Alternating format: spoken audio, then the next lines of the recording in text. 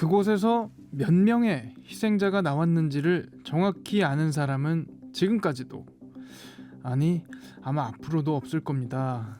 그저 공식적으로 확인된 사망자만 667명.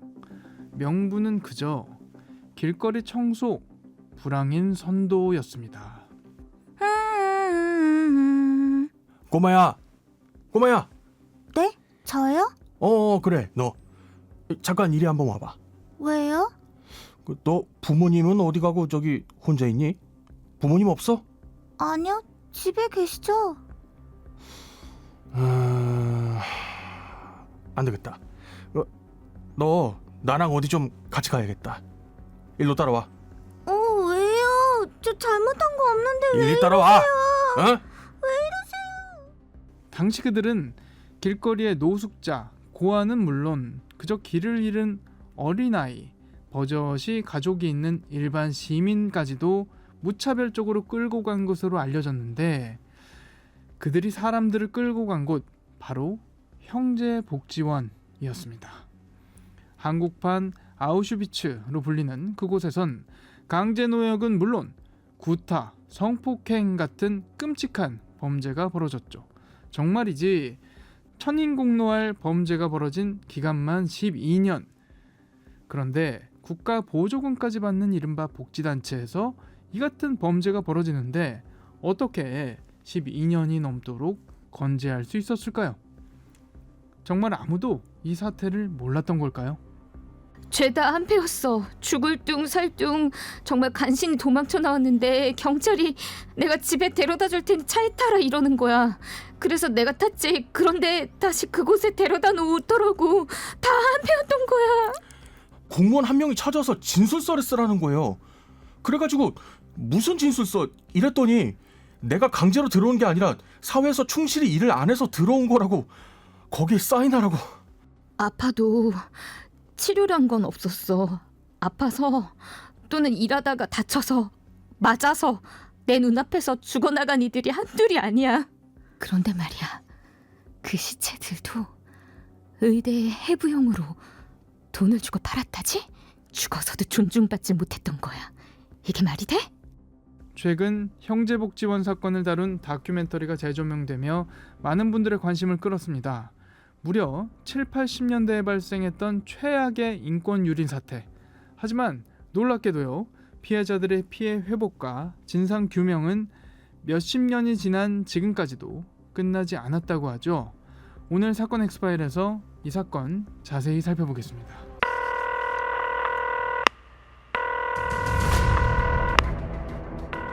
사건은 보이는 것보다 가까이 있다.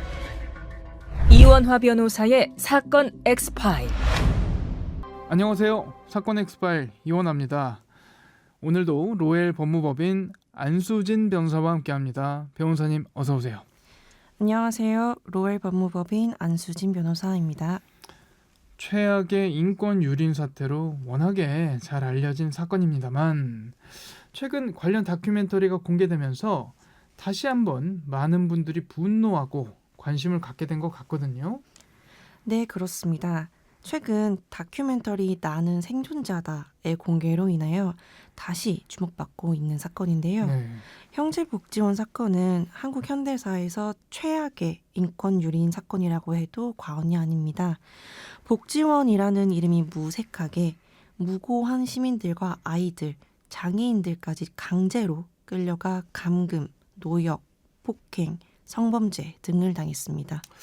이름에는 복지원이라는 타이틀이 붙어 있는데 실상은 복지원은 전혀 관련이 없는 그런 시설이었나 보죠?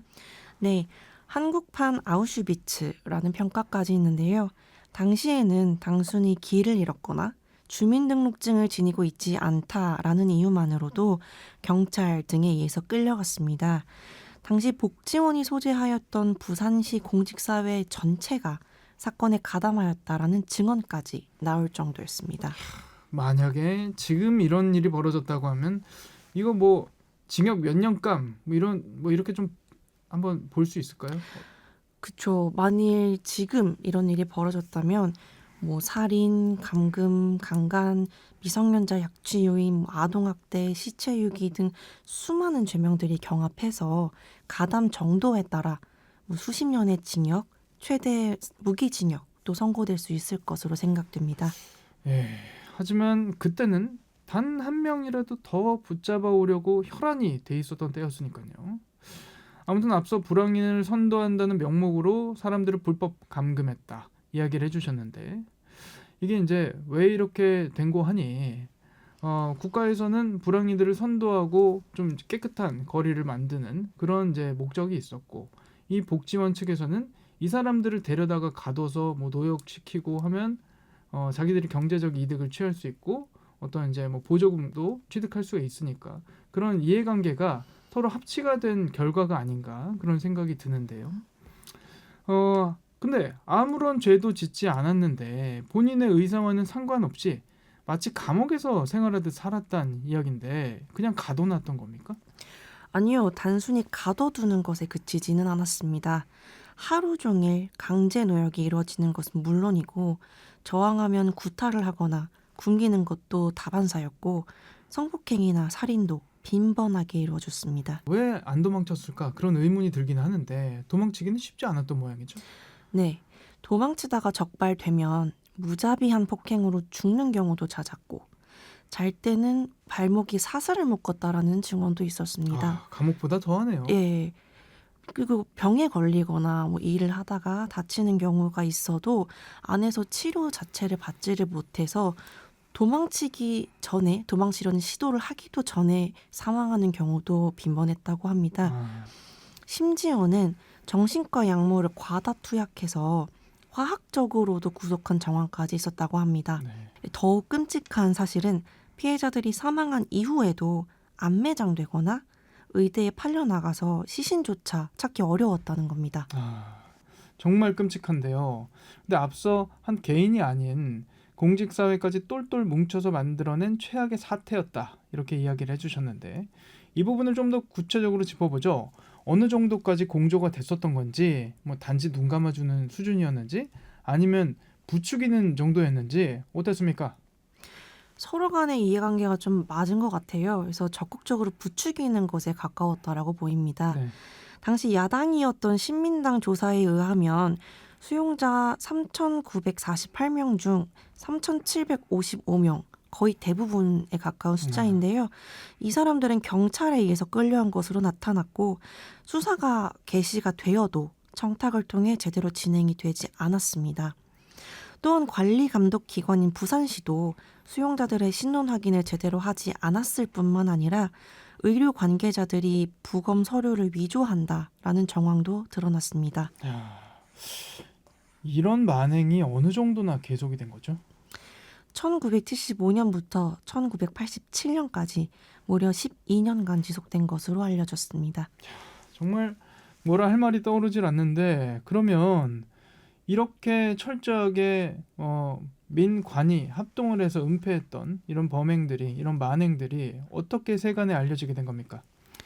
이 사건 당시 한 검사가 복지원이 위치했던 산 중턱에 이제 마련되어 있던 작업장에서 감금된 수용자들을 우연히 목격하고 조사를 시작하게 되었는데요. 그중 수용자 35명이 목숨을 걸고 탈출한 것이 본격적으로 언론에 보도가 되면서 세상에 알려지게 되었습니다. 그렇다면 이제 중요한 건요. 사태가 밝혀진 그 이후일 것 같거든요. 절대 있어선 안 될 일이었지만 과거를 바꿀 수는 없으니까요. 이런 만행을 저지른 사람들을 제대로 처벌받게 하는 것 그게 관건이다 싶은데 어땠습니까? 당시 박모 원장을 중심으로 수사가 진행되었으나 재판은 수차례에 걸쳐서 파기환송을 거듭하였고 박 원장이 이 사건 복지원을 운영하는 과정에서 누렸던 막대한 권력이나 불황은 달리 그에 맞는 처벌이 전혀 이루어지지 못하였습니다.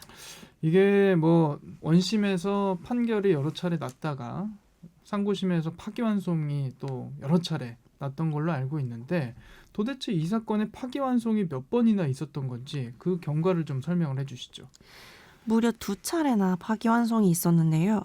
부산지방법원 울산지원은 1심에서 박 원장에게 징역 10년에 벌금 약 7억여 원을 선고를 했고 대구고등법원은 항소심에서 징역 4년을 선고했는데요.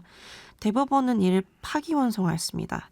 이후 대구고등법원은 제1차 파기환송심에서 박 원장에게 징역 3년을 선고하였으나 대법원이 이를 재차 파기환송을 하였고 제2차 파기환송심에서는 박 원장에 대해 벌금형이 없이 단순히 징역 2년 6개월만이 선고되었습니다. 이에 대해서 검사가 상고를 하였으나 또 기각이 되어서 전국적으로는 제2차 파기환송심의 형량이 확정되었습니다. 네.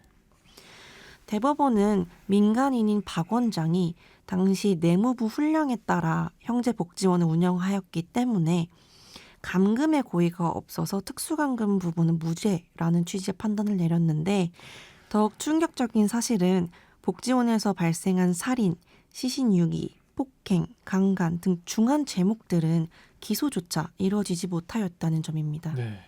이 재판이 이루어진 게 1980년대라고 하셨죠.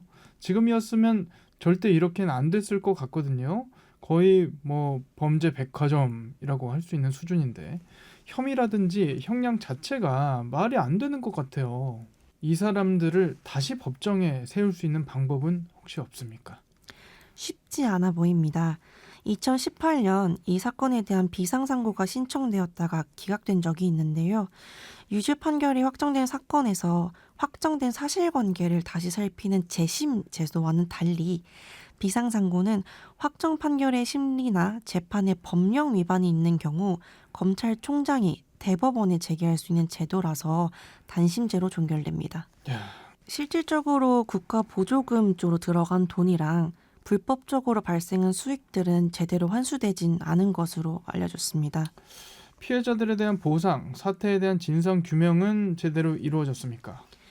대법원이 검찰의 비상상고를 기각하면서도 이 사건은 헌법의 최고 가치인 인간의 존엄성을 침해했다라고 해석하였고 피해자들에 대한 손해배상도 늦게나마 일부 이루어지고는 있었으나 피해자들을 힘들게 하는 것은 또 다른 것이 있었습니다. 뭐였죠? 바로 패소 부분에 대한 관행적 상소인데요. 피해자들 입장에서는 그만큼 권리구제가 지연되는 것은 물론이고 일부 승소했던 부분조차 결과가 뒤바뀌어 버릴 수 있다라는 불안감에 이를 또 다른 폭력 행사로 느낄 수밖에 없었습니다. 네. 실제로 일부 피해자는 항소심에서 승소를 한 다음 법무부가 상고를 했다라는 소식을 전해 듣곤 자살 시도를 하는 경우도 있었고 고령으로 인해서 확정 판결을 받지 못한 채 세상을 떠나는 사례도 있었습니다. 결국 법무부에서는 이 사건 관련한 상소를 전격 취하하기로 결정했는데 2025년 8월 5일로 비교적 최근의 일입니다. 아, 이후 피해자들에 대한 승소 확정 판결들이 속속들이 나오고 있고 형제복지원 특별법 제정을 촉구하는 목소리도 꾸준히 이어지고 있습니다. 하루빨리 피해자들의 권리 구제가 이루어지기를 기원합니다. 네, 사건 엑스파일 오늘 저희가 준비한 내용은 여기까지입니다. 끝곡으로 이하이의 한숨 들려드리면서 이 시간 마치겠습니다. 여러분은 모두 변호받아 마땅한 사람들입니다. 사건 엑스파일. 여러분 고맙습니다.